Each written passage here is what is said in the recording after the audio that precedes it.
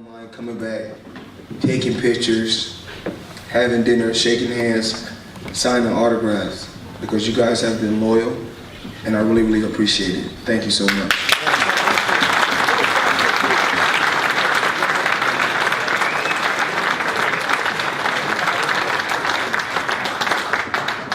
Floyd, welcome to Stoke-on-Trent. I'd like to go back into your career.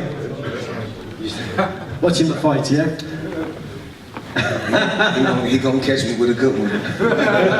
As you can Sugar Shane Mosley. it comes with the territory. And actually, what I said to Shane right there, I said, you gotta kill me. I'm not going nowhere. But he was a fighter you respected, Sugar Shane. I mean, I respect every fighter, you know, as a man first. But a fighter has to make me respect his skills. Sugar Shane Mosley is a hell of a fighter. You know, competing at the best. You're gonna get hit with good shots. But I feel like a true champion can adapt to anything, can adapt to any environment. Was the sport of boxing, was it always for you, Floyd? I mean, you were born in Michigan, and then you moved to New Jersey. Yes. And although you're a very wealthy man now, it was tough as a kid, wasn't it? I read somewhere there was no electricity once in your house. Yes, well, when I lived in Jersey, I stayed in the projects. We lived, 7 people lived in a 1-bedroom. No hot water. Mother on drugs.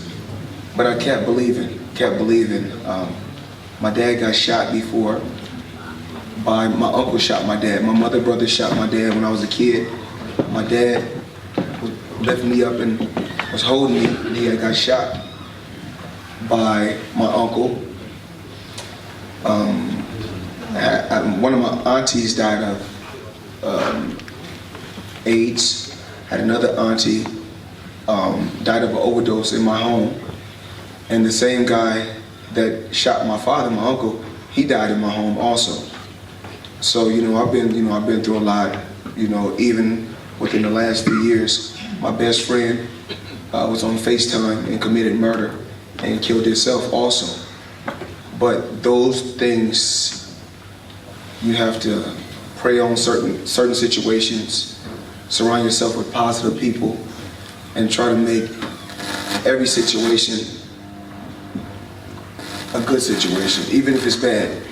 You try to live stress-free so you can live a long time. Someone who was very positive in your life, in your early life, was your grandmother. Yes. Is it true that she was the first to see something in you as regards to a boxing career, maybe? Well, I always, of course, I wanted to, in my neighborhood, what I looked up to, of course, when you're a kid, is the hustlers, the drug dealers, because that's what you see every day. They got the nice cars, the nice jewelry, and you see they have all the cash, and they have all the pretty women. and that's what I wanted. I wanted those things. But something told me, just have patience. Have patience. Everything takes time. And even like in the sport of boxing, I knew if I took my time, eventually I get to where I have to get to. But you can't rush. I feel like when you rush, you tend to stumble. When you take your time, you're able to go out there and get the job done the right way.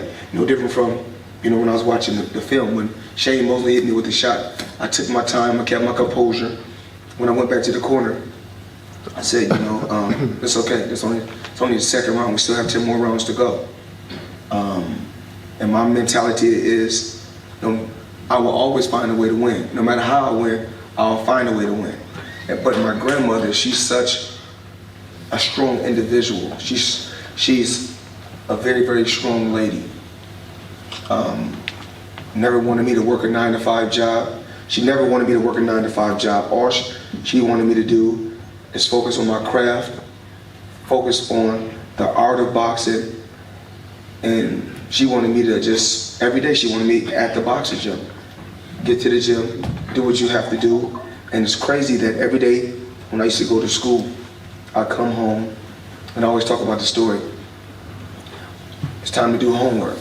But before I do homework, I say this It's going to be my signature once I become huge someday. Once I become a mega superstar, this will be my autograph. Then the next day I change up the autograph. This is the way I'm going to write my signature.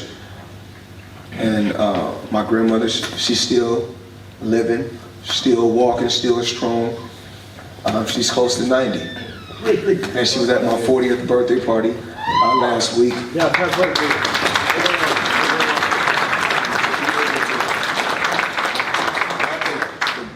The greatest thing about my career is not really making 800 million. That's not the thing.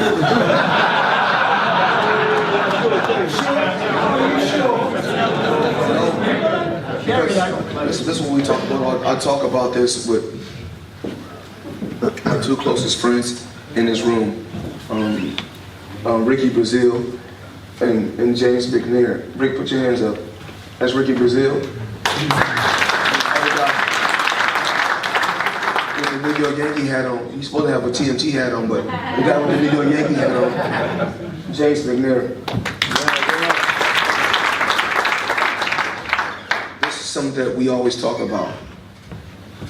You can have $50 million, but if you don't have a game plan, you're broke.